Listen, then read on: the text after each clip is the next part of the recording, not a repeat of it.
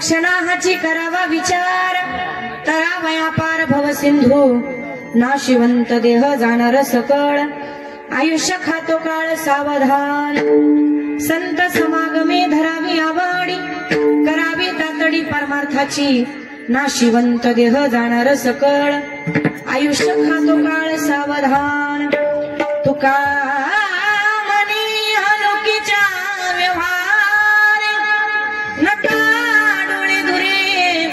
भरणीरा नाशिवंत देहा जाणारा सकळ आयुष्य खातो काळ सावधान विठ्ठल विठ्ठल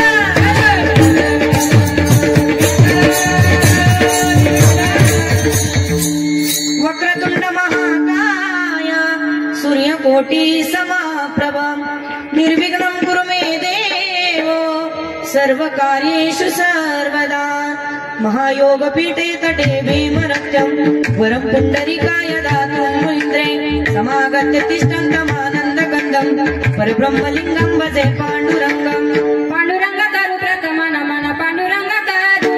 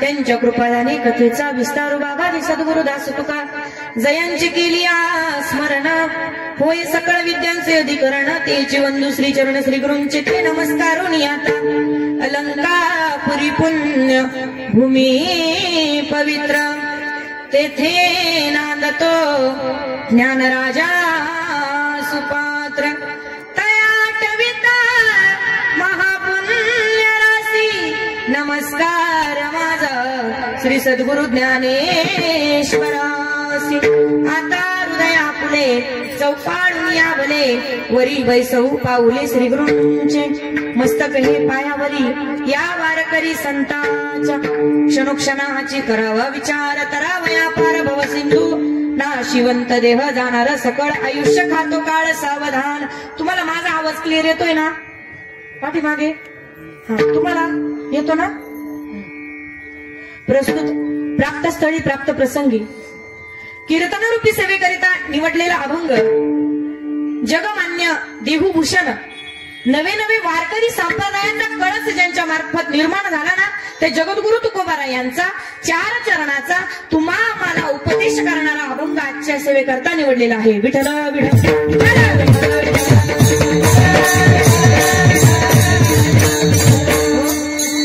सेवेला सुरुवात करण्या अगोदर अल्पसा हा परिहार द्यायचा तो असा.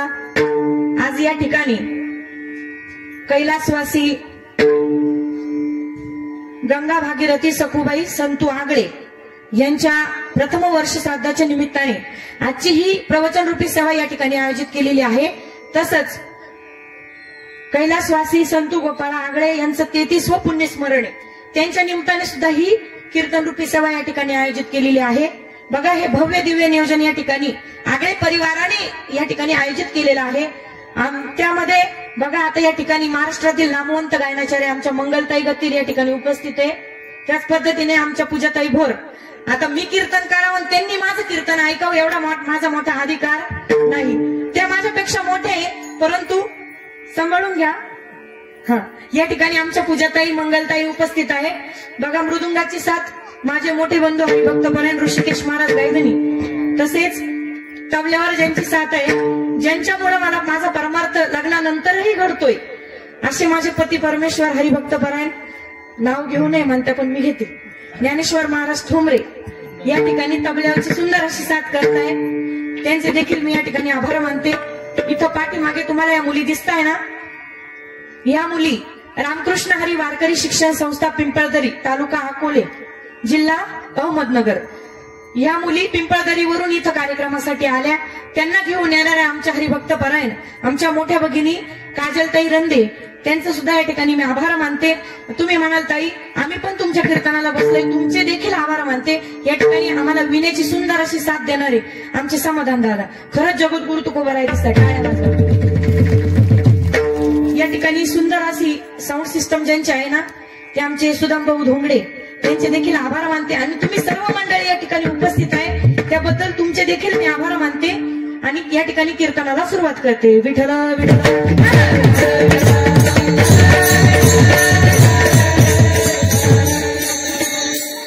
अभंग जगद्गुरु तुकोबारायांचा आहे.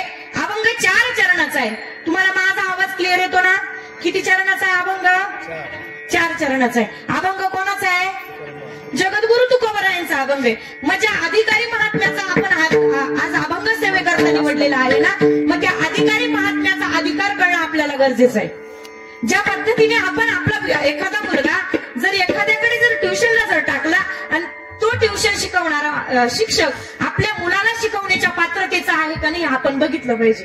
बरोबर आहे की नाही? तसंच आज या ठिकाणी आपण कीर्तनाला अभंग निवडलेला आहे ना, मग आपण ज्या अधिकारी महात्म्याचा अभंग या ठिकाणी निवडलेला आहे त्या अधिकारी महात्म्याचा अधिकार करणं आपल्याला गरजेचं आहे. विठ्ठल विठ्ठल.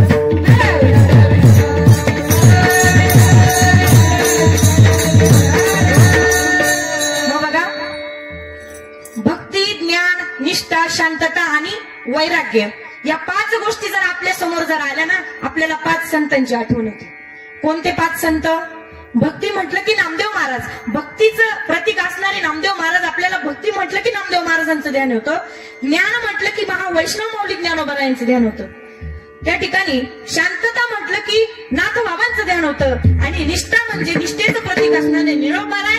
आणि वैराग्य म्हटलं की जगद्गुरु तुकोबाराय. विठ्ठल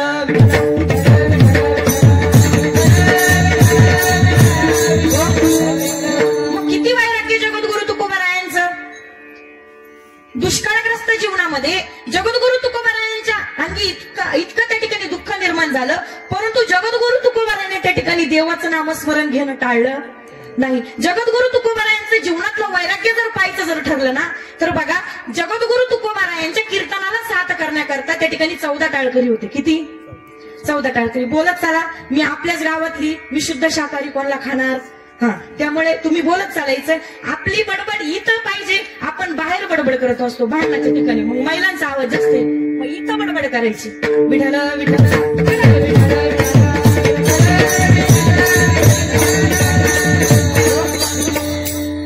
मग 14 टाळकऱ्यांपैकी शिवबा कासारा नावाचा जो जो टाळकरी आहे ना, तो शिवबा कासार नावाचा टाळकरी जगद्गुरु तुकोबारायांच्या प्रत्येक कीर्तनाला सोबत राहायचा. आणि एक दिवस काय झालं, त्या शिवबा कासारांच्या पत्नीने शिवबा कासारांना सांगितलं, उठले सुटले नेहमी कीर्तनाला पळत असतात, अहो घराकडे संसाराकडे थोडं लक्ष द्या. त्यावेळेस शिवबा कासारांनी सांगितलं, अगं म्हणे जगद्गुरु तुकोबारायांचं कीर्तन आणि मी कीर्तनाला जायचं नाही, हा माझा जीवनातला नियम नाही. तू तो संसार तूच बघ, मी घराकडे लक्ष देणार नाही, कारण मला तुकाराम महाराजांच्या कीर्तनाला गेल्याशिवाय होत नाही. जगद्गुरु तुकोबारायांच्या कीर्तनाला त्या ठिकाणी शिवबा कासार गेलेले आहेत. पण एक दिवस वेळ अशी आली ना, की ज्या वेळेस जगद्गुरु तुकोबाराय शिवबा कासारांच्या गावामध्ये आले, गावामध्ये शिवबा कासारांच्या त्या ठिकाणी कीर्तन होतं आणि महाराजांची सेवा करायची तर कुठे करायची. त्यावेळेस शिवबा कासार म्हणाले, महाराज हा शिवबा कासार आहे ना तुम्हाला, तुम्ही काय करा, आजचे दिवस माझ्या घरी मुक्काम करा, माझ्याकडे मुक्काम करा. असं म्हटल्याबरोबर त्या ठिकाणी शिवबा कासार जगद्गुरु तुकोबाराय शिवबा कासारांच्या घरी गेले. त्या ठिकाणी शिवबा कासारांच्या बायकोच्या मनामध्ये त्या ठिकाणी राग होता जगद्गुरु तुकोबारायांबद्दल, की या माणसामुळे माझा नवरा संसाराकडे लक्ष देत नाही. असा कपटी भाव कपटीपणा तिच्या मनामध्ये होता. आणि असा विचार केल्याबरोबर त्या ठिकाणी जगद्गुरु तुकोबाराय शिवबा कासारांच्या घरी गेले आणि त्या ठिकाणी वरवर देखावा म्हणून त्या ठिकाणी जगद्गुरु तुकोबारायांची सेवा शिवबा कासारांची बायको त्या ठिकाणी करू लागली. सेवा करू लागल्याबरोबर त्या ठिकाणी पंचपक्वान्नाचं त्या ठिकाणी भोजन केलं. भोजन झाल्यानंतर सकाळी त्या ठिकाणी दिवस उजडल्यानंतर त्या ठिकाणी शौचविधीसाठी जगद्गुरु तुकोबाराय जाऊन आले. आणि जाऊन आल्यानंतर त्या ठिकाणी जगद्गुरु तुकोबारायांना शिवबा कासारांची बायको त्या ठिकाणी बोलू लागली, म्हणे महाराज गरम गरम पाणी आहे म्हणे, तुम्ही आंघोळ करून घ्या. असं म्हटल्याबरोबर त्या ठिकाणी जगद्गुरु तुकोबाराय आंघोळीसाठी बसणार. या शिवबा कासाराच्या बायकोने काय केलं होतं, चुलीवर असं खळखळीत असं गरम पाणी उकळू दिलं आणि ते गरम पाणी त्या ठिकाणी जगद्गुरु तुकोबारायांच्या अंगावर टाकलं. परिणाम असा झाला की जगद्गुरु तुकोबारायांच्या अंगाचा दाह सुरू झाला. पण त्या दाह सुरू झाल्यानंतर सुद्धा जगद्गुरु तुकोबारायांनी देवाचा धावा केला. जळ माझी काया लागला बनावा, जळे माझी काया लागला बनावा, जळे माझी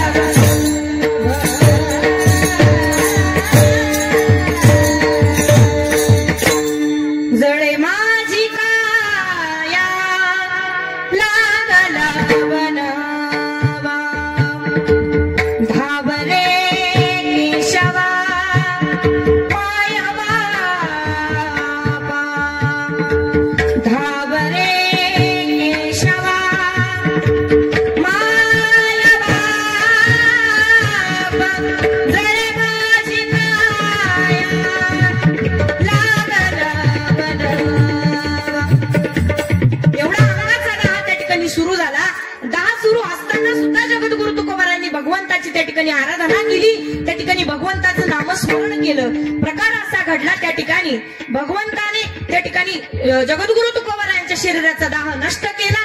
आणि नष्ट केल्याबरोबर जगद्गुरु तुकोबाराय त्या ठिकाणी ज्यावेळेस जायला निघाल्याबरोबर शिवबा कासारांची बायको त्यांच्या समोर आली. आणि समोर आल्यानंतर त्या ठिकाणी जगद्गुरु तुकोबाराय त्या शिवबा कासारांच्या पत्नीला म्हणू लागले, माऊली जर माझ्याकडून जर काही चुकलं असेल तर मला तुम्ही काय करा, माफ करा. जर माझं काही चुकलं असेल तर तुम्ही मला माफ करा. या येड्या गबाळ्याची सेवा तुम्ही आज केली त्याबद्दल मी तुमचे आभार मानतो. कोण म्हटलं बोलते तुम्ही? कोण म्हटलं?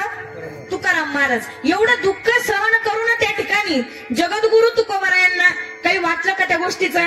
नाही वाटलं.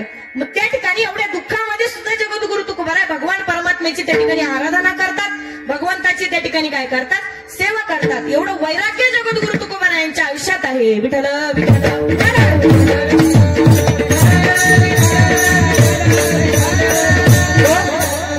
मग त्या जगद्गुरु तुकोबारायांचा अधिकार करणं आपल्याला गरजेचं आहे. मग काय अधिकार आहे जगद्गुरु तुकोबारायांचा? अहो तुम्ही आम्ही ज्या काळाला घाबरतो ना, तो काळ जगद्गुरु तुकोबारायांच्या नुसतं नावाला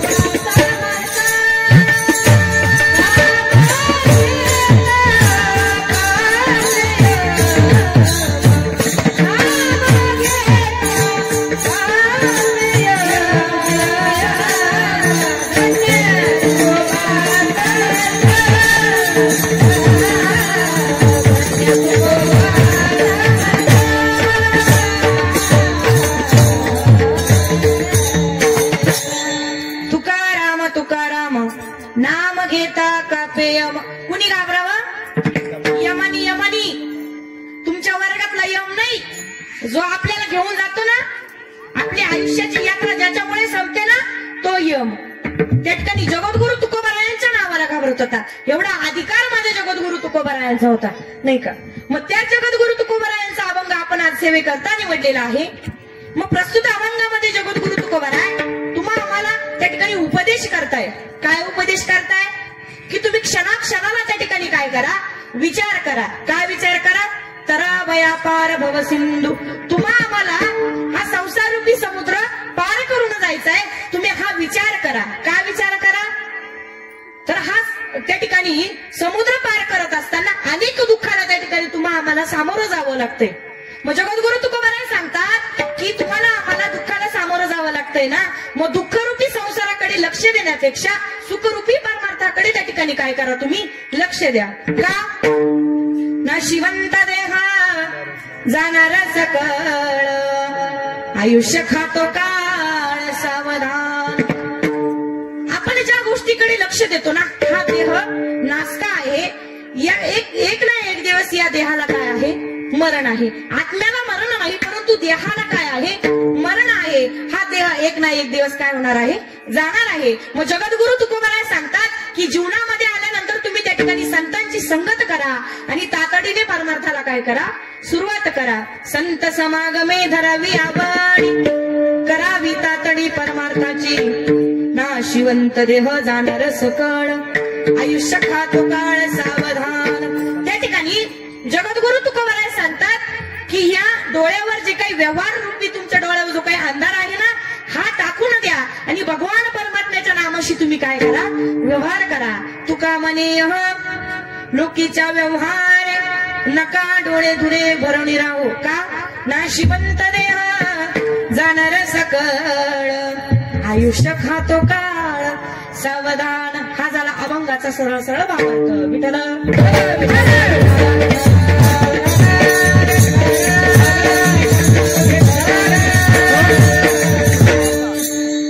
आता तुम्हाला ठळक बातम्या सांगितल्या, मग आता संपवायचं का कीर्तन? महिला मंडळ संपवायचं का? मग चालू देऊ 4 वाजेपर्यंत. विठ्ठल विठ्ठल. बघा, अभंगामध्ये जगद्गुरु तुकोबाराय सांगतात की तुम्ही क्षणाक्षणाला विचार करा. काय सांगताय? की तुम्ही क्षणाला त्या ठिकाणी विचार करा. जगद्गुरु तुकोबाराय म्हटले का असं की तुम्ही मिनिटाला विचार करा, 1 तासाला विचार करा. जगद्गुरु तुकोबारायांनी क्षणालाच का सांगितलं? कारण आपला क्षणाचा सुद्धा भरोसा नाही. आहे का भरोसा? नाही. आपण कधी जाऊ हे सुद्धा आपल्याला माहिती नाही. क्षणभंगुर नाही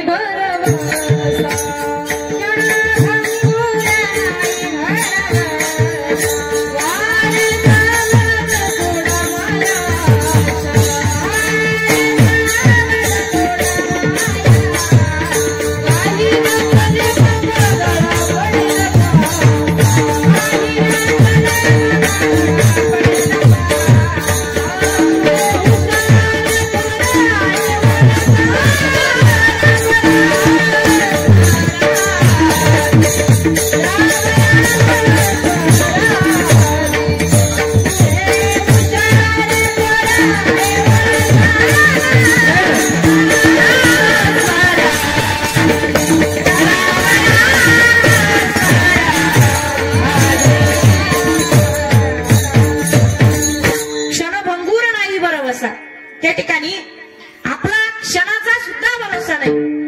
मग जगद्गुरु तुकोबाराय सांगतात की क्षणोक्षणी हाची करावा विचार. मग कोणता विचार करायचा? तरावया पार भव सिंधू. भव म्हणजे त्या ठिकाणी संसार आणि सिंधू म्हणजे सागर. तुम्हाला हा संसार रूपी समुद्र तुम्हाला काय करायचंय? पार करायचंय. मग जगद्गुरु तुकोबाराय क्षणोक्षणी विचार करायला होता. लोक ना महाराज विचार करतात, परंतु विचार कोणता करतात? जो करायला नको तो विचार करतात आणि स्वतःला त्या ठिकाणी काय करतात? नुकसान करून घेतात. आता या ठिकाणी महिला मंडळ या ठिकाणी बसलेले आहे. मला तुम्ही प्रामाणिकपणे उत्तर द्यायचं. तुम्ही माझ्या गावातलेच महिला आहेत, तुम्ही माझ्या गावातलेच पुरुष आहात, माझ्यापेक्षा ज्येष्ठ मंडळ या ठिकाणी बसलेले आहे. तुम्ही मला सांगा, इथं बसलेल्यांपैकी आज पण समाधान दादा, इथं बसलेल्यांपैकी 50% महिलांचं लक्ष कुठे आहे माहिती का? विचार मनामध्ये, मी घराचं कुलूप लावून आले का नाही? बरोबर आहे की नाही? इकडं मी गाईला वैरण टाकून आलो का नाही? बरोबर आहे ना? आपण या ठिकाणी आपल्या मनात आहे का? आपण या ठिकाणी कीर्तनाला बसलेलो आहोत, परंतु आपल्या मनामध्ये विचार आहे का की आपण देवाची भक्ती केली पाहिजे? आहे का विचार? नाही विचार का? आपल्या मनामध्ये त्या ठिकाणी संसाराचेच विचार भरून उरलेले आहेत. विठ्ठल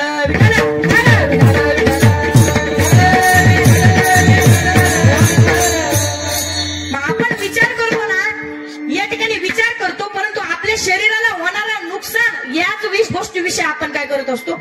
विचार करतो. एका गावामध्ये एक म्हातारा राहत होतं महाराज, आणि ते माडीवरून आहे ना खिडकीतून बघत होतं, त्याला येणाऱ्या जाणाऱ्या गोल शिंगाच्या म्हशी दिसत होत्या. तुम्ही म्हशी पाहिल्या ना? आमच्या मंगल ते हसलाय. म्हशी पाहिल्या ना तुम्ही? त्या रोज माझ्या म्हशी पाहिल्या ना तुम्ही? म्हशी, गोल शिंगाच्या म्हशी. तो म्हातारा माणूस त्या खिडकीतून बघत होता आणि खिडकीतून पाहिल्याबरोबर त्या माणसाच्या मनामध्ये विचार आला. मी विचाराबद्दल बोलते बरं का. त्या माणसाच्या मनामध्ये विचार आला की अरे, आपण जर या म्हशीच्या शिंगातून जर उडी मारली तर काय होईल बरं? बघा बरं का कसा विचार करतोय तो. या म्हशीच्या शिंगातून जर आपण उडी मारली तर काय होईल? असं रोज विचार करत करत करत त्याला 6 महिने पूर्ण झाले. किती? बोलत चला. किती? जो बोलणार ना त्याला माझ्याकडून चांदीचं नाणं बक्षीस, आणि जे बोलणार नाही त्याने मला द्यायचं. कसं जमतं? बरोबर उत्तर देणाऱ्याला मी डबलनी देते, पण जर उत्तर चुकलं तर तुम्ही मला परत टिबलनी रिटर्न द्यायचं. कसं पडतं? तुम्ही म्हणाल ताई असं असेल तर आम्ही इथून पुढे तुमच्या कीर्तनाला येणार. खुशाल नाही त्या देऊ नका, पण कीर्तनाला येत चला. विठ्ठल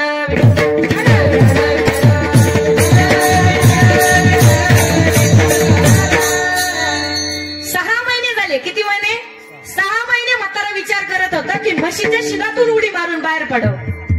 पण एक दिवस प्रकार असा घडला, माणसाने उडी मारायची ठरवली, आणि उडी मारायची ठरवली असा विचार केला. माणूस म्हशी जवळ आला, त्याने काय केलं? डायरेक्ट म्हशीच्या शिंगातून जशी उडी मारली तर म्हातारा थोडं तब्येतीने माझ्यासारखं होतं. म्हातारा डायरेक्ट, तुम्हाला सांगते, डायरेक्ट शिंगामध्ये अटकून बसलं. प्रकार असा झाला, म्हाताऱ्याला त्या ठिकाणी म्हाताऱ्याचा पाय मोडला, हात मोडला, डोकं फुटलं. असं पाहिलं, हा प्रकार पाहिला गावातल्या लोकांनी त्या म्हाताऱ्याला वाचवलं, दवाखान्यात नेलं. तिथं नेल्याबरोबर 4-2 लोक त्या म्हाताऱ्याला बोलू लागले, म्हणे भावा अहो काय तुम्ही लहान पोरासारखं केलं म्हणे, जरा विचार करायचा ना म्हणे हे करताना. आणि अहो तुम्हाला काय सांगू, 6 महिन्यापासून मी हाच विचार करत होतो, विठ्ठल विठ्ठल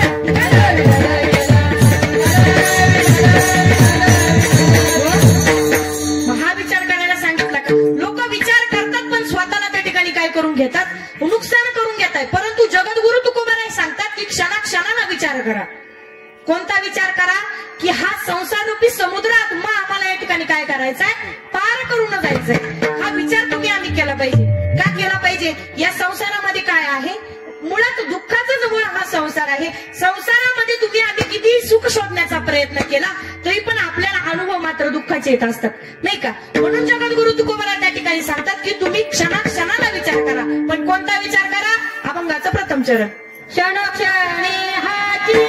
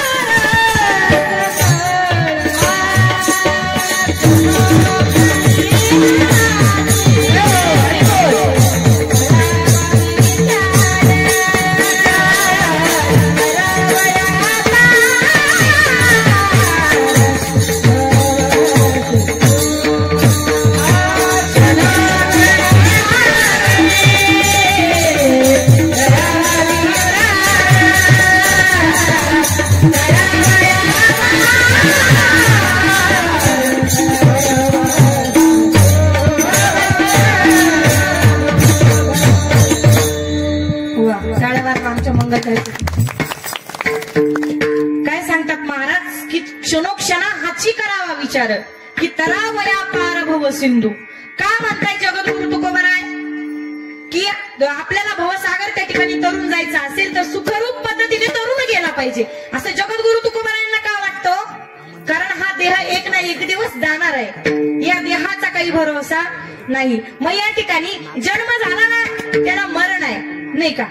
मग जन्म होतो मग मरण हे काय असतं, निश्चित असतं. मग त्या ठिकाणी आपण आधी जन्माचा विचार करू. मग जन्माला कारण किती सांगितलेले आहेत?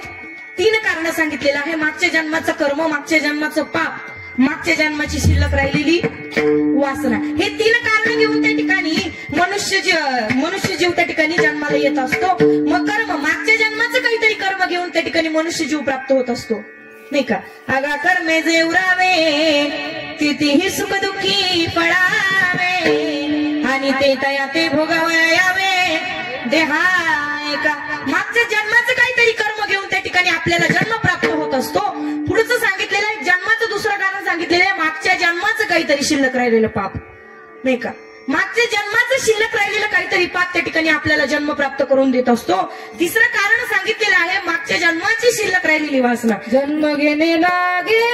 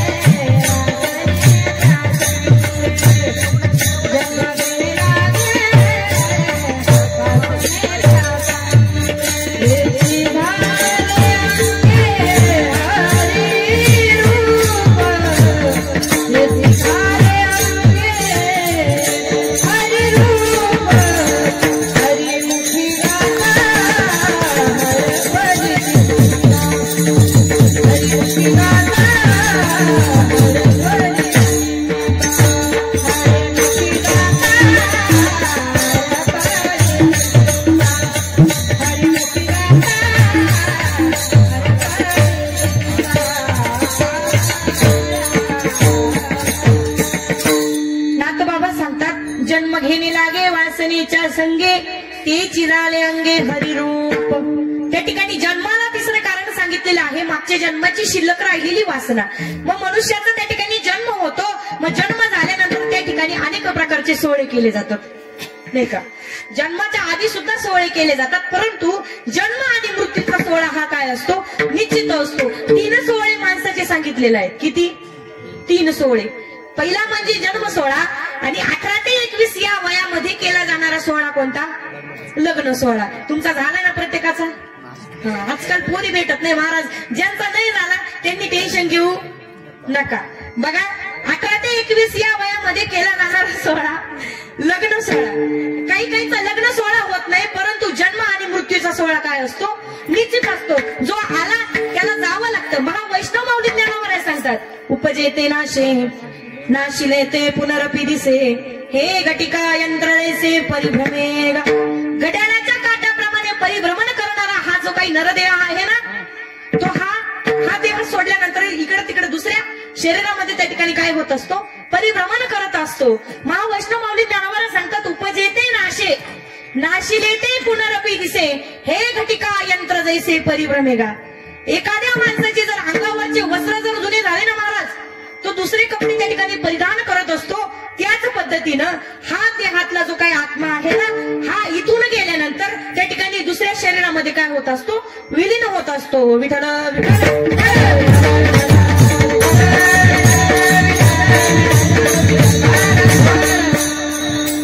मग या ठिकाणी बघा, जो जन्माला आला तो जाणार आहे.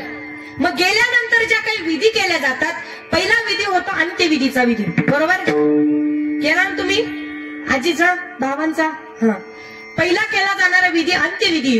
अंत्यविधी झाल्यानंतर त्या ठिकाणी काही ठिकाणी 5व्या दिवशी दाहव केलं जातं, काही ठिकाणी 10व्या दिवशी दाहव केलं जातं. त्या विधीला काय म्हणतात? दशक्रिया विधी म्हणतात. मग का करावा हा दशक्रिया विधी? दशक्रिया विधीचे त्या ठिकाणी काय कारण असतील? का करावं हे पिंडदान? पिंडदान करणं हे गरजेचं आहे. का करावं हे पिंडदान? तर सीता मातेने बघा, ज्यावेळेस वनवासामध्ये असताना राजा दशरथ मरण पावले, ही खबर कानावर आल्याबरोबर त्या ठिकाणी प्रभू श्री रामचंद्रांनी काय केलं? आपल्या वडिलांचं त्या ठिकाणी पिंडदान करायचं ठरवलं. आणि पिंडदान करायचं ठरवलेलं असताना त्या ठिकाणी साधन सामुग्री जवळ नव्हती, आणि जवळ नसल्या कारणाने प्रभू श्री राम त्या ठिकाणी साधन सामुग्री आणण्याकरता गेले. आणि आणण्याकरता गेलेले असताना या ठिकाणी सीता मातेने बघितलं, चित्रकूट पर्वतावर फाल्गू नदीच्या काठावर आपल्या सासरेचे वर हातलेले बघितले. कोणी पाहिले? बोलत चला, कोणी पाहिले? सीता मातेने बघितलं. असं बघितल्याबरोबर त्या ठिकाणी सीता मातेने काय केलं? वाळूचा पिंड तयार केला आणि आपल्या सासऱ्याच्या हातात दिला. गया नदीच्या साक्षीने त्या ठिकाणी, ब्राह्मणांच्या साक्षीने, वडाच्या झाडाच्या साक्षीने आणि तुळशीच्या साक्षीने त्या ठिकाणी 5 जणांना साक्षी देऊन त्या ठिकाणी सीता मातेने आपल्या सासऱ्याचं काय केलं? पिंडदान केलं. मग कोण म्हणतं असं की आपल्या आई वडिलांचं पिंडदान हे फक्त मुलांनीच करायचं असतं? असं नसतं. पण पिंडदान करणं हे गरजेचंच असतं. का? तर सीता मातेने आपल्या सासऱ्याचं केलं. पण जगद्गुरु तुकोबारायांनी सुद्धा ही परंपरा संतांपासून सुद्धा चालत आलेली आहे. त्या ठिकाणी पिंडदान केलं पाहिजे. का केलं पाहिजे? आपल्या माता पितरांच्या जर ऋणातून जर तुम्हाला जर मुक्त व्हायचं असेल ना, तर पिंडदान करणं काय आहे? गरजेचं आहे. जगद्गुरु तुकोबाराय सांगतात, पिंड पदावरी पिंड पदावरी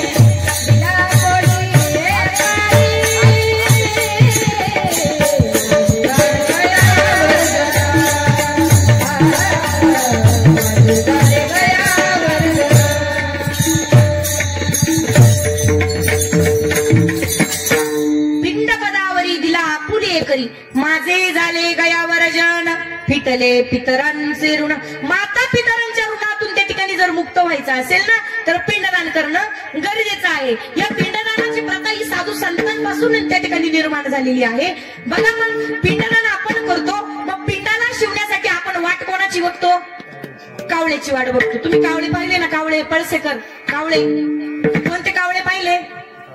कावळे पाहिले की डोम कावळे पाहिले? हा, डोम कावळे. ज्यांना कोणाचं चांगलं दिसत, एखाद्याचं लग्न जमलं त्याचं मोडून टाकायला आवडतं, डोम कावळे. जर गावामध्ये चांगला सप्ताह चालू असेल तर ते सप्त्यात काहीतरी खोड टाकायची कोणाला सवय असते? डोम कावळ्यांना. बरोबर ना? कावळे पाहिले तुम्ही कावळे? विठ्ठल विठ्ठल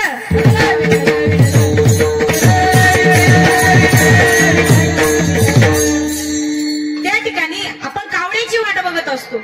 मग का कावळ्याची वाट बघितली जाते? कावळा हा दुसरा तिसरा कोणी नसून राजा इंद्राचा मुलगा कोण आहे? जयंत आहे. मग त्याची वाट का बघितली जाते? तर रामप्रभू सीतामाता वनवासामध्ये असताना त्या ठिकाणी तो कावळा सीतामातेला त्रस्त करू लागला. त्रस्त करू लागल्याबरोबर त्या ठिकाणी सीतामातेने काय केलं? श्रीरामप्रभू त्या ठिकाणी पूजा करत होते आणि पूजा करत असताना त्या ठिकाणी श्रीरामप्रभूंना सांगितलं की हा कावळा मला काय करतोय? त्रस्त करत असतोय. पूजामधला जो काही गवताचा गर्भ होता, म्हणजे गवताची जी काही काडी होती, त्या काडीच्या साह्याने प्रभू श्री रामचंद्रांनी काय केलं? कावळ्याचा डोळा फोडला. आता मला सांगा, तुम्ही कावळे पाहिले? कावळ्याला डोळे किती? एक. बरं, तुमचं म्हणणं एक. पक्ष बदलायचं नाही बरं का परत. हा, काय तुमचं काय म्हणणं? दोन डोळे. बरं, तुमचं काय म्हणणं? दोन. बरं, तुमचंही म्हणणं दोन आणि तुमचंही म्हणणं दोन. बरोबर ना? पक्ष बदलायचं नाही बरं का. बरोबर आहे का? तुमचं उत्तर काय वाटतं तुम्हाला? हा, बघा, कावळ्याला डोळे मात्र दोन आहेत, परंतु प्रभू श्री रामचंद्रांनी कावळ्याचा एक डोळा फोडल्यामुळे कावळ्याला काय म्हणतात? एकाक्ष म्हणतात. कावळ्याला डोळे जरी दोन असले ना तर कावळ्याला बुबुळ मात्र एक आहे. मग एका बुबुळाने त्या ठिकाणी कावळा हे दृश्य काय करू शकतो? बघू शकतो. विठ्ठल विठ्ठल.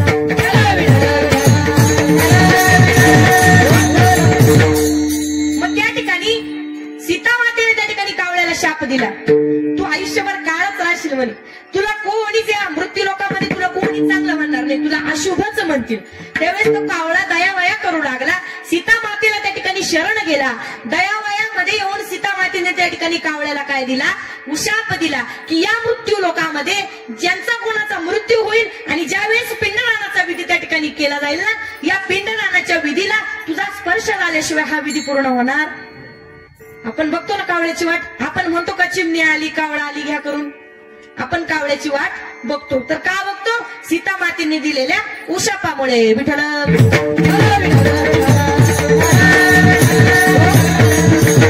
त्या ठिकाणी दशक्रिया विधी झाल्यानंतर 13व्याचा विधी केला जातो. मग 13व्याच्या दिवशी जर घरातली गेलेली व्यक्ती जर स्त्री असेल ना तर त्या ठिकाणी 13 स्त्रिया जेवू घातल्या जातात. बरोबर ना? घातल्या ना तुम्ही 13व्याला? हा, 13 स्त्रिया त्या ठिकाणी जेवू घातल्या जातात. जर पुरुष गेलेला असेल तर 13 पुरुष त्या ठिकाणी जेवू घातले जातात. मग हे 13च का घालावे? तर बघा, 12 महिन्याचे त्या ठिकाणी 12 आणि 3 वर्षानंतर येणारा जो काही महिना आहे ना तो अधिक मास, असे 13 महिने म्हणून त्या ठिकाणी 13 पुरुष 13 स्त्रिया त्या ठिकाणी जेवू घातल्या जातात. विठ्ठल.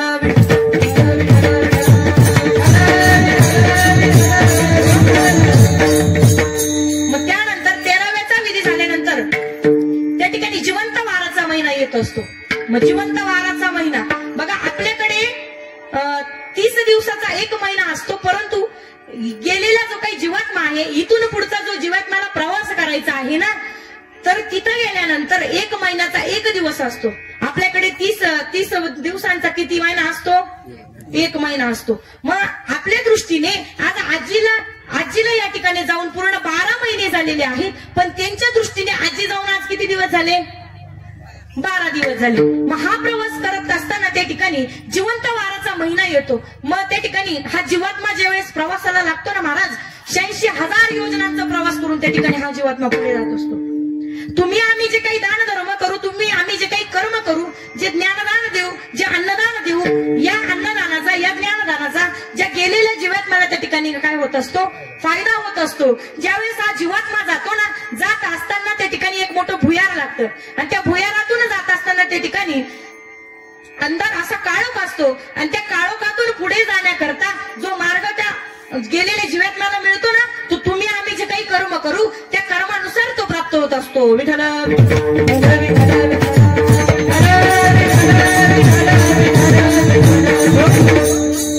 मग ते भुयार पार करून गेल्यानंतर त्या ठिकाणी वैतरणा नावाची एक नदी लागते. त्या नदीमध्ये अनेक प्रकारची घाण असते, विष्ठा असते, अनेक प्रकारचे जलचर प्राणी असतात. ती नदी पार करून जाण्यासाठी त्या ठिकाणी तुम्ही आम्ही जे काही कर्म करू, जे काही पुण्य करू, जे काही दान धर्म करू, ती नदी पार करण्यासाठी ते दान धर्म त्या ठिकाणी त्या जीवात्म्याला त्या ठिकाणी काय होत असतात, काम येत असतात. असा प्रवास करत करत करत त्या ठिकाणी पुढे गेल्यानंतर 12 प्रकारचे 12 पितृलोक लागतात. त्या पितृलोकामध्ये जात असताना प्रत्येक पितृलोकाची एक पितृदेवता असते. म्हणजे 12 पितृलोकाचे किती पितृदेवता असतात, त्या ठिकाणी पितृदेवता असतात. मग पहिल्या पितृलोकामध्ये ज्यावेळेस तो जीवात्मा प्रवेश करणार त्याच्या आधी गेलेले जे काही पूर्वज आहे ना, या आजींच्या आधी जे काही गेलेले पूर्वज आहे ना, त्यांचं कोण असेल, बहिणी आपलं मुलगी असेल, कुणी नातेवाईक वगैरे जर असतील, जे आधी गेलेले ना ते पूर्वज त्या ठिकाणी त्यांना काय होतात, भेटायला येतात. त्यांची भेट होते आणि भेट झाल्यानंतर हा जीवात्मा पहिल्या पितृलोकामध्ये त्या ठिकाणी काय करतो, प्रवेश करतो. आणि प्रवेश केल्याबरोबर त्या ठिकाणी ती पितृदेवता विचारते, तुला परिवार आहे ना? हा गेलेला जीवात्मा म्हणतो हो. मग तू काय कर, तुला इथं आलाय तू, पण तुला इथं जेवण मिळणार नाही. मग ती पितृदेवता म्हणते तुला इथं जेवण मिळणार नाही. तू जीवात्मा म्हणतो मग आता मी जेवायचं तरी कुठं? त्यावेळेस ती पितृदेवता म्हणते तू काय कर, तुला परिवार आहे ना, तू तुझ्या परिवाराकडे तू जेवायला जायचं, तुझ्या घरी जायचं जेवायला. मग त्या ठिकाणी ती पितृदेवता त्या गेलेल्या जीवात्म्याला आपल्या घरी त्या ठिकाणी जेवायला घेऊन येते. किती वाजता? 12 ते 1 या वेळेमध्येच येते. आणि आपण जो कोणी उपास करू ठेवतो ना, त्या उपास करूच्या शरीरामार्फत तो गेलेल्या जीवात्मा काय करून जातो, जेवण करून जात असतो. विठ्ठल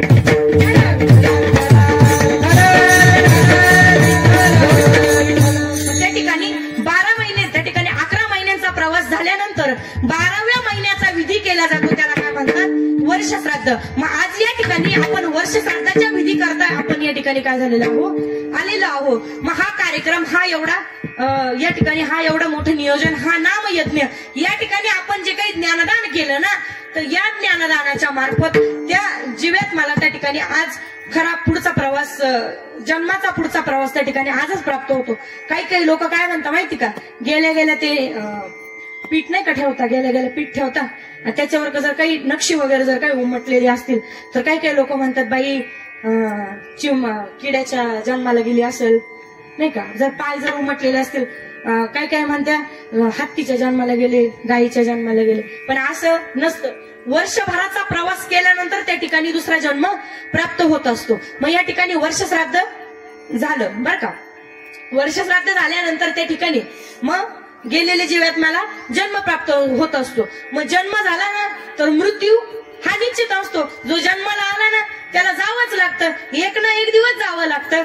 का, तो काळ आपल्यावर टपूनच बसलेला आहे. घडोघडी काळ वाटयाची पाहे, अजून किती आहे अवकाश.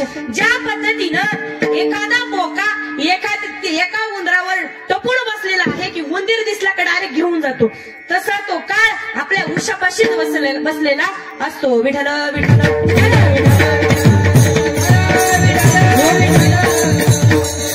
त्या पद्धतीने तो काळ आपल्याला काय करत असतो, घेऊन जात असतो. म्हणून जगद्गुरु तुकोबाराय सांगतात की हा देह कसा आहे, नाशिवंत आहे. हा एक ना एक दिवस काय होणार आहे, जाणार आहे. अभंगाचं दुसरं चरण. नाशिवंत देह जाणार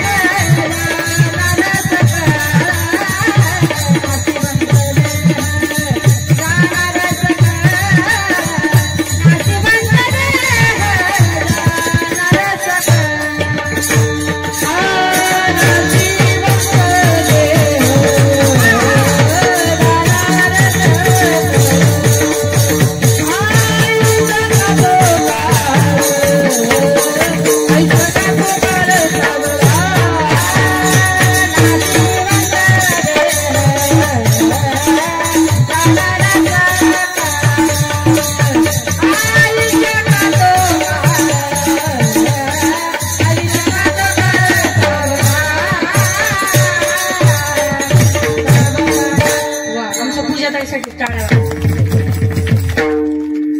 त्या ठिकाणी जगद्गुरु तुकोबाराय सांगतात की नाशिवंत देह जाणार सकळ, आयुष्य खातो काळ सावधान. तुम्हा आम्हाला जगद्गुरु तुकोबाराय त्या ठिकाणी काय करताय? सावध करताय. जगद्गुरु तुकोबाराय म्हणतात तो काळ आपल्याला कधी घेऊन जाईल हे सांगता येतं का? नाही. आता जागा रे भाई रो जागा, आता जागा रे भाई रो जागा, रे भाई रो जागा, आता जागा रे भाई रो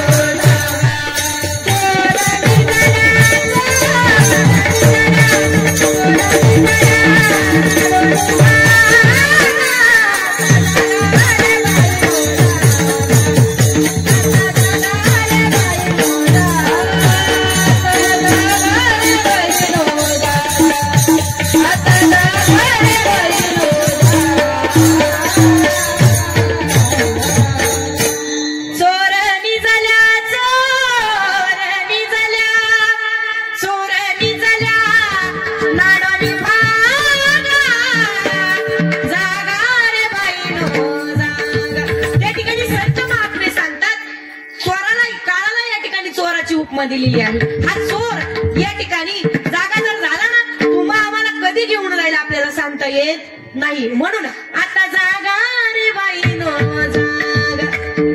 संत महात्मे सांगतात तुम्ही आम्ही या ठिकाणी जन्माला आलो ना तो काळ तुम्हा आम्हाला घेऊन जायच्या आधी तुम्ही जागा व्हा. मग जागा व्हा. काय करायचं? नका करू नाश,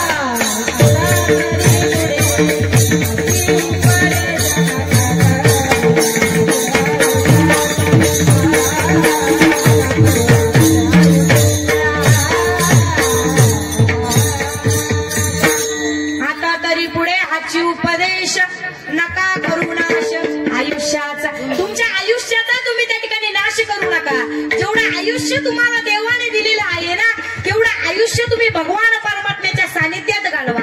देवाला त्या ठिकाणी तुम्ही काय करा?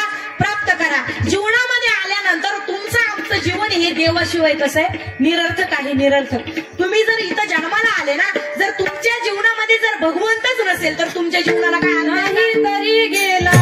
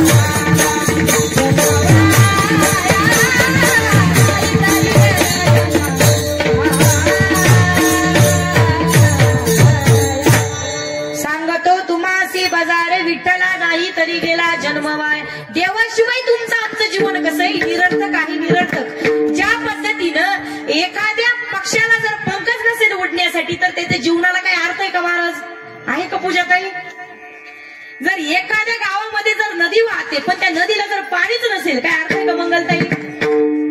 जर एखाद्या राज्याचा मोठा राजा आहे पण त्या राजाला राजा म्हणून घेणारी त्या राज्यामध्ये प्रजाच नसेल काय अर्थ आहे का त्याच्या जीवनात?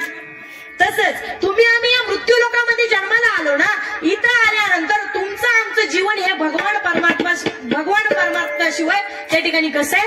निरर्थक आहे. त्यासाठी संत महात्मे सांगतात आपुला तो एक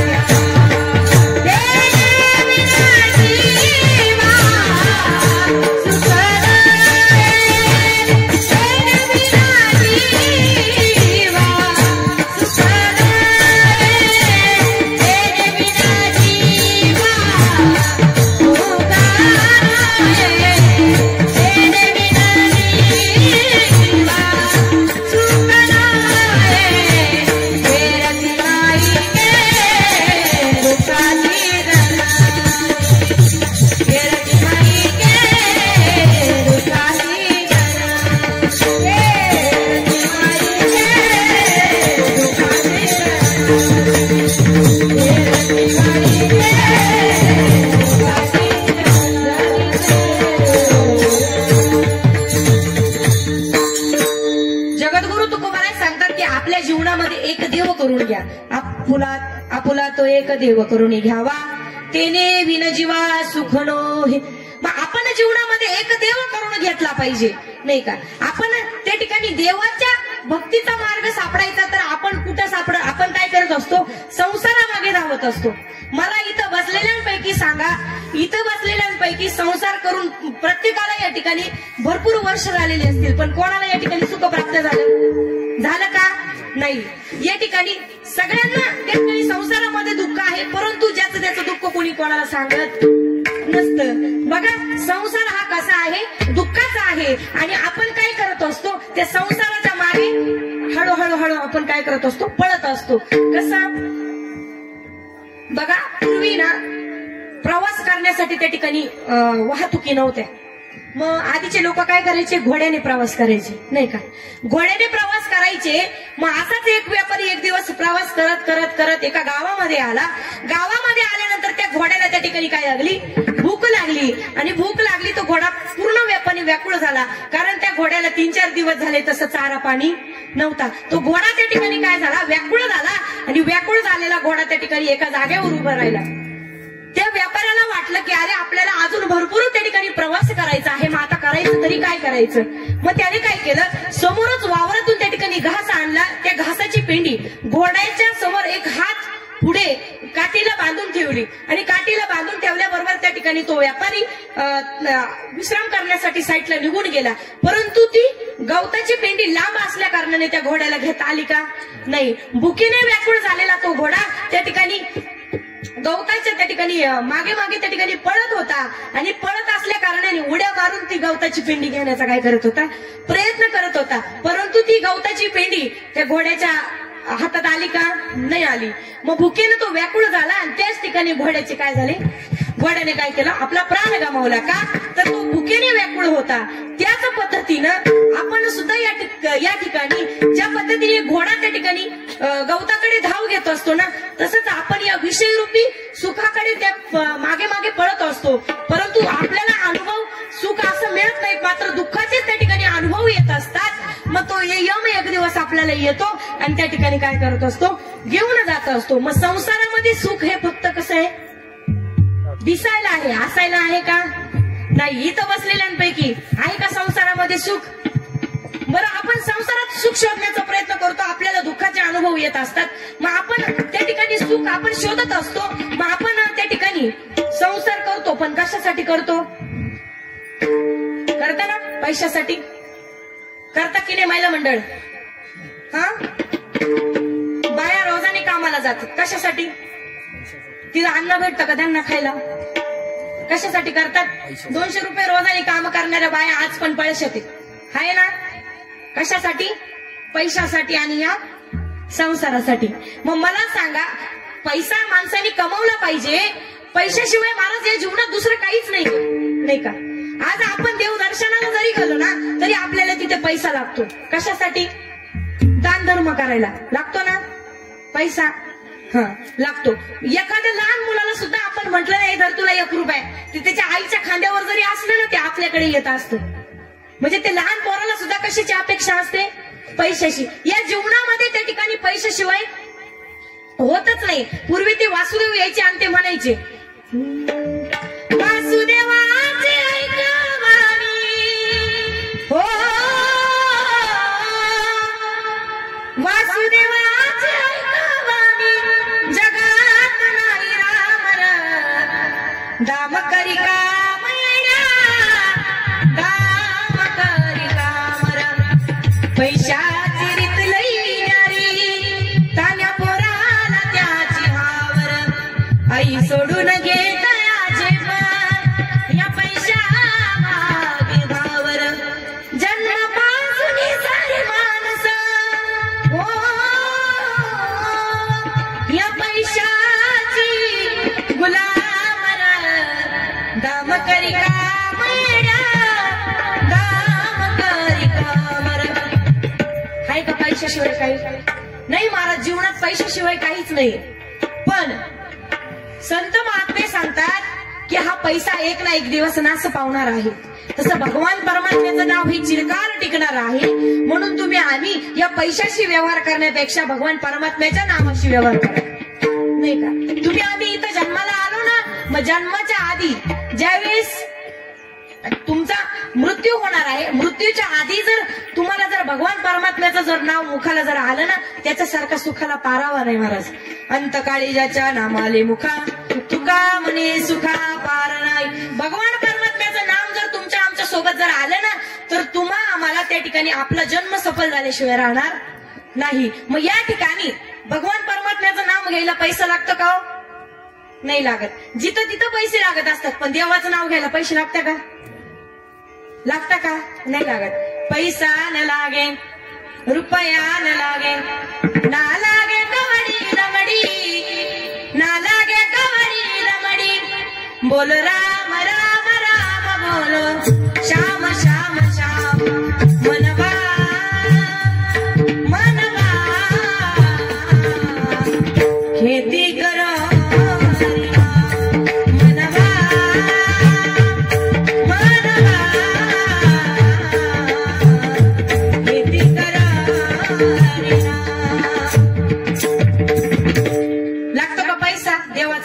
घ्यायला? नाही लागत महाराज. मग नामस्मरण घेतलं आणि कोणी वाया गेला असं कोणी ऐकलं का? पैशाने तरी लोक वाया जातात. कशा पद्धतीनं? जर एखाद्याकडे जर जास्त पैसा आला ना महाराज, त्याला अहंकार होतो, नाही का? तसं नामस्मरण जर तुम्ही आम्ही जर घेतलं ना, नामस्मरणाने हा माणूस वाया गेला असं म्हणणार आहे का इथं कोणी? नाहीये. भगवान परमात्म्याचं नामासारखं श्रेष्ठ महाराज या जगात काही नाही. देव जसा सुंदर आहे ना, तसं नाम सुद्धा त्याचं सुंदर आहे. देव किती सुंदर आहे. सावळे रूपाळे थोरटे चित्राचे, सावळे रूपाळे थोरटे चित्राचे. उभे पंढरी विटेवरी, उभे पंढरी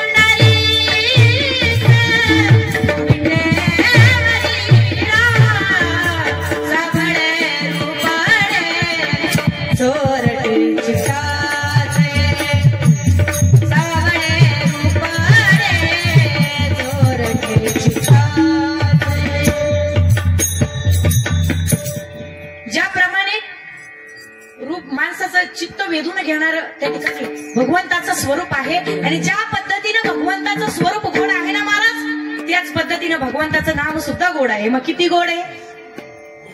किती गोड गोड तुझे नाम, किती गोड गोड तुझे नाम,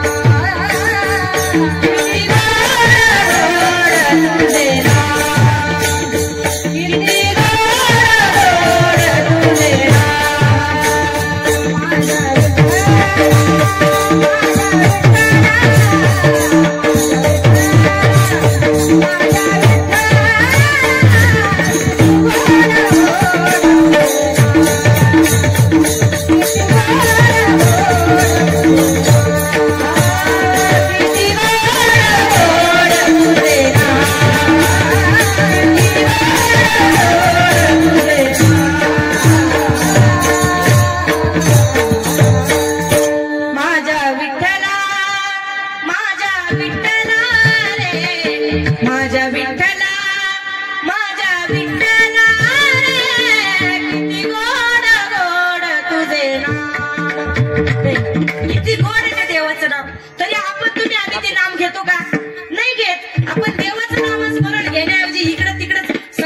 किती त्याची टवाळक्या टिंग्या कर, याला नाव ठेव त्याला नाव ठेव, नाही का? आपण देवाचं नामस्मरण घेत नाही. पण त्या ठिकाणी जगद्गुरु तुकोबारायांनी सांगितलं की तुम्हा आम्हाला जर आपलं जीवन जर सफल करायचं असेल, जीवनातलं जर सार्थक करायचं असेल ना, तर तुम्ही देवाचं नाम घ्या आणि देवाचं नाम घ्या. भगवंताला त्या ठिकाणी शरण जा.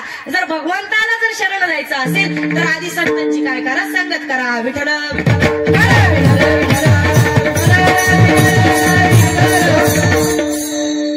संतांची संगत केल्यामुळे आपल्याला देव प्राप्त होतो आणि देव प्राप्त झाल्यामुळं त्या ठिकाणी आपल्याला जन्म मरण्याच्या फेऱ्यातून सोडवणारा कोण आहे? भगवंत आहे.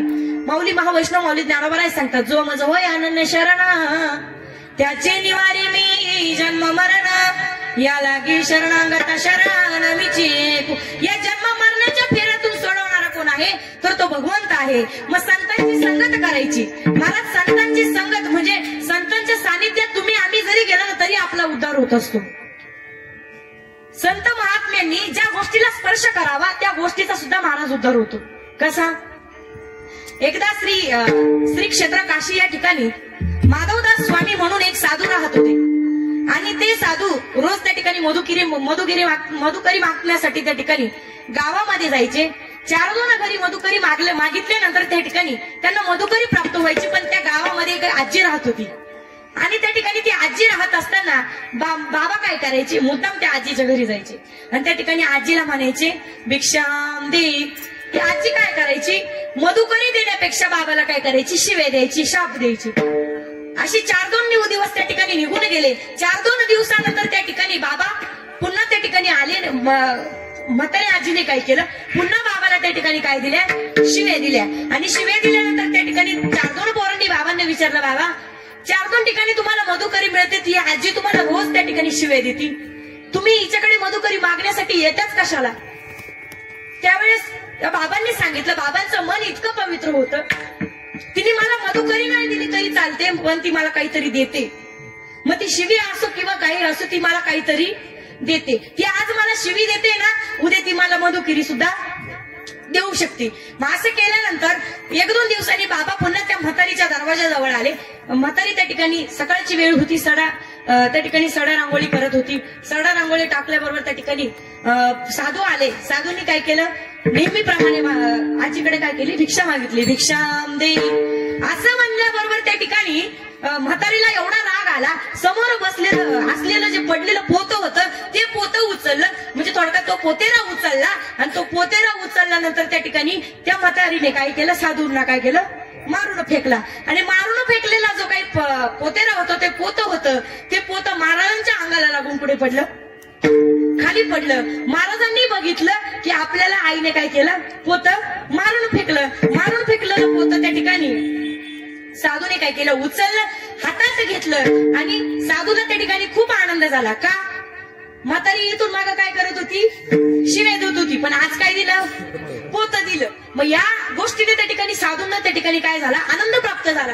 आनंद प्राप्त झाल्यानंतर त्या ठिकाणी त्या म्हातारीला 10 वर्षापासून नातू होत नव्हता. ऐकताय तुम्ही, व्यवस्थित ऐका बरं. त्या म्हातारीला 10 वर्षापासून त्या ठिकाणी नातू होत नव्हता. मग त्या ठिकाणी साधूने त्या ठिकाणी आशीर्वाद दिला की एवढ्या दिवसापासून म्हातारी मला फक्त शिव्या देत होती. मग म्हातारीने काय केलं, पोतं फेकून मारलं ना, ज्या पद्धतीने मला पोतं फेकून मारलं ना, तुला सुद्धा एक दिवस पोता होईल म्हणे, नाही का? मग 10 महिन्यानंतर तिच्या मुलाला त्या ठिकाणी पुत्ररत्न प्राप्त झालं. तिला नातू झाला. नातूला हिंदीमध्ये काय म्हणत्या, पोता. पोता म्हणता ना आपल्याकडं. मग त्या ठिकाणी तिला नातू झाला आणि नातू झाल्याबरोबर एक दिवस काय झालं, ते साधू महाराज आश्रमामध्ये आले आणि समोरच एक नदी वाहत होती. त्या नदीकडे गेले आणि नदीकडे गेलेले असताना जे काही म्हातारीने पोतं फेकून मारलं ना, ते पोतं नदीमध्ये गेले आणि स्वच्छ पाण्याने त्या ठिकाणी काय केलं, धुवून आणलं. धुवून आणल्यानंतर व्यवस्थित वाळल्यानंतर बाबांनी काय केलं, ते पोतं घेऊन आश्रमामध्ये गेले. आश्रमामध्ये गेलेले असताना त्या ठिकाणी पूजा करायची होती देवाची. तर देवाला दिवा लावण्यासाठी त्या ठिकाणी कापसाची वात नव्हती. तर बाबांनी काय केलं, पोत्याच्या साह्याने एक धागा काढला, पोत्याचा एक धागा काढला, तुपाचा त्या ठिकाणी दिवा लावला आणि त्या पोत्याच्या धाग्याची काय केली, वात लावली. वात लावल्याबरोबर त्या ठिकाणी देवाला त्या ठिकाणी दिवा त्या ठिकाणी प्रज्वलित झाला. दिवा प्रज्वलित झाला आणि त्या ठिकाणी सुंदर असं दृश्य भगवंताचं त्या ठिकाणी साधू महाराजांना काय झालं, दिसू लागलं. सांगण्याचं तात्पर्य एकच, काळजीपूर्वक ऐका, सांगण्याचं तात्पर्य एकच, ज्या पोत्याला पोतेरा म्हणून साईडला टाकेल होतं त्याला कोणी स्पर्शही करीत नव्हतं, नाही का? त्याला कोणी स्पर्श सुद्धा करत नव्हतं. तर तो पोतेरा महाराजांना फेकून मारल्यामुळे त्या पोतेराचा त्या ठिकाणी महाराजांनी चांगल्या पद्धतीने उपयोग केला. तो संतांच्या सानिध्यात आला. ते पोतं संतांच्या सानिध्यामध्ये आलं. सानिध्यामध्ये आल्यानंतर त्या पोत्याचा एक धागा काढून त्या ठिकाणी वात लावण्यात आली. म्हणजे ते भगवंताच्या कुठेतरी काम आलं. मग त्या पोत्याचा काय झाला, उद्धार झाला. संतांच्या सानिध्यामध्ये जरी गेलो ना महाराज तरी उद्धार होतो. मग ते संत आपल्याला काय करतात, देवाची भेट घडवून देतात. म्हणून त्या ठिकाणी जगद्गुरु तुकोबाराय सांगतात, जर हा जीवन तुम्हाला जर आम्हाला जर सार्थक करायचं असेल ना तर संतांची संगत करा आणि तातडीने परमार्थ करा. अभंगाचा तिसरं चरण. संत समागमे धरावी आवडी, संत समागमे धरावी आवडी,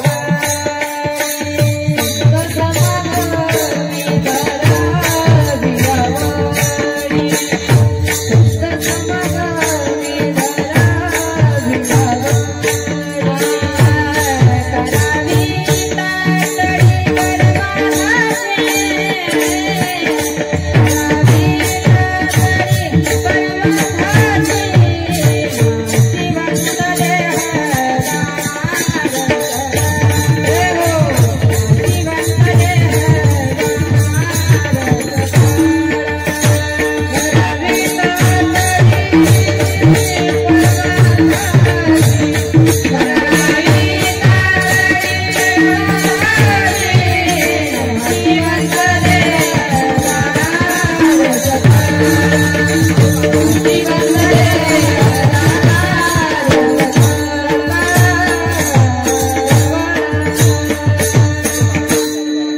संत समागमे धरावी आवडी, करावी तातडी परमार्थाची. का तर तुमचं आमचं जीवन तारून देणारा कोण आहे, भगवंत आहे. जन्म मरण्याच्या फेऱ्यातून सोडवणारा कोण आहे, भगवंत आहे.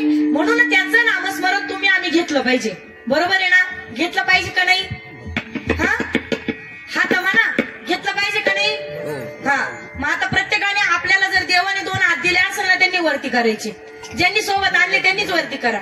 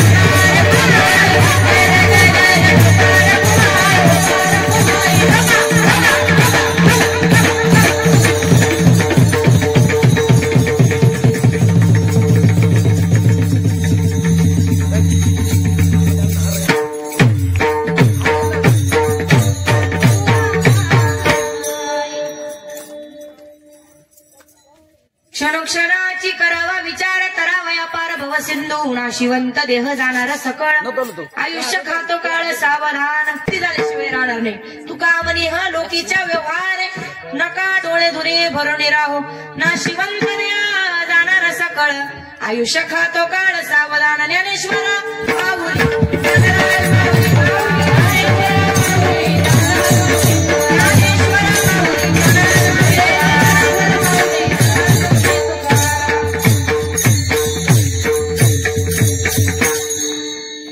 शेवटचे 5 मिनिटं घेऊ ना. बघा आपण आज या ठिकाणी ज्यांचं वर्ष श्राद्ध या ठिकाणी आयोजित केलेलं आहे, हा मोठा नामयज्ञ या ठिकाणी आयोजित केलेला आहे. त्या मातेला जाऊन या ठिकाणी आज पूर्ण वर्ष झालेलं आहे नाही का. एकदा का आपले मायबाप हे विश्व सोडून गेले ना, त्यांना तुम्ही किती आवाज द्या, किती आई आई करा, किती बाबा बाबा करा, एकदा का हे विश्व सोडून ते जर गेले ना, ते पुन्हा आपल्याला प्राप्त होऊ शकतात का? नाही. ढगाळ गेलेला सूर्य पुन्हा दिसू शकतो, परंतु गेलेले माता पिता पुन्हा दिसतात का? नाही दिसत. आज बघा या ठिकाणी आजीला जाऊन पूर्ण वर्ष झालेलं आहे. बाबांचं 33वं पुण्यस्मरण आहे. या ठिकाणी बाबांना जाऊन सुद्धा या ठिकाणी 33 वर्ष पूर्ण झालं. बाबा दिसले का परत कोणला? नाही दिसले. आजी दिसले का कोणला? नाही दिसली. एकदा का जीवनातून आपले मायबाप जर हे विश्व सोडून गेले ना, ते पुन्हा आपल्याला परत कधीच दिसत नाही. मग ते कुठे गेले असतात? गेली दुरी दिगंतरा पुन्हा येणे नाही घरी. विजलाव नंदा दीप कशी जाऊ मी मंदिरी. लाडकी माझी आई वाट पहाती कैवारी. भोळी रखुमाई गेली झाली उदास पंढरी. श्रद्धांजली देता थरथरे माझी काया. राहू दे रे माझी आई मोक्षपदी देवराया. राहू दे रे माझा बाप मोक्षपदी देवराया. प्रत्येकाला वाटतं की आपले मायबाप जर हे विश्व सोडून गेले ना त्यांना मोक्षपदाला जागा मिळावी. राहू दे रे माझी आई मोक्षपदी देवराया. पण जर आपले मायबाप जर हे विश्व सोडून जर गेले ना त्या माय बापाला किती शोधण्याचा किती सापडण्याचा प्रयत्न केला ना परत ते आपल्याला मिळत नाही. शेजारच्या बाईला तुम्ही किती आई म्हटल्या ना ती आपली आई होते का? नाही होत महाराज. आई आई करीते आई कोणीच होईना. माझ्या आईची घसर शेजेनारीला येईना. एकदा का आपली माता आपले पिता हे विश्व सोडून गेले ना. सोडोनिया गेली आई मायले कराना. सोडोनिया गेले बाबा मायले कराना. आई आई आई हाका मारू मी कुणाला. आई आई आई आई म्हणू मी कुणाला. आई आमच्यासाठी कष्ट केले फार. आई आमच्यासाठी कष्ट केले फार. सोडोनिया गेली आई सारा परिवार. सोडोनिया गेली बाबा सारा परिवार. लेकी सुनारडत बसती कान कोपऱ्याला. आठवण येते बाबा त्याच घडीला. आठवण येते आई त्याच घडीला. एकदा का आपली आई हे विश्व सोडून गेली ना दुसऱ्याच्या आईला किती आई आई केलं तरी ती आपली आई होऊ शकत नाही. म्हणून जोपर्यंत जिवंत आहे ना तोपर्यंत आई बापाची त्या ठिकाणी सेवा करा. आई बापाला जीव लावा. नाही का? आपली आई आपल्यासाठी खूप कष्ट करत असते महाराज. नाही का? आता तरी दिवस चांगले आले परंतु पूर्वीचे दिवस एवढे वाईट होते ना तरी पण एवढे काबाड कष्ट करून ती आई आपल्या लेकराला जीव लावायची. कशा पद्धतीनं? हंबरून वासर आले चाटती जवा गाय. तवा मले तिच्या मंदी दिसती माझी माया. दिसती माझी माया रे. हंबरून वासर आले कान्या काट्या ये जायाला माया जाई राणी. पायात नसे वाहन तिच्या फिरे आलवानी. काट्या कुट्या काट्या कुट्या काट्या कुट्यालाही तिचं मानत नसे पाया. तवा मले काट्यामध्ये दिसती माझी माया. दिसती माझी माया रे. हंबरून वासर आले दारू पिऊन मायेने मारी तवा माझा बाप. थर कापयाला गेले राप. कशायाच्या आवंगीला बांधली जशी गाय. तवा मले गाई म्हणती दिसती माझी माया. दिसती माझी माया रे. हंबरून वासर आले. एवढं प्रेम ती आपल्यावर करत असते ती आई आणि तोच बाप. बघा आपण म्हणतो बाबा कठीण असतात पण बाबाला समजून घेणारे सुद्धा आपण बाबाला समजून घेत नाही. पण बाबासारखं अंतःकरण कोणाचं नसतं महाराज. नाही का? वर दाखवतो बाबा कठीण आहे पण नारळाचा जसा आतला भाग असा कोमल असतो ना त्याच पद्धतीने आपल्या वडिलांचं आपल्या बापाचं हृदय असतं.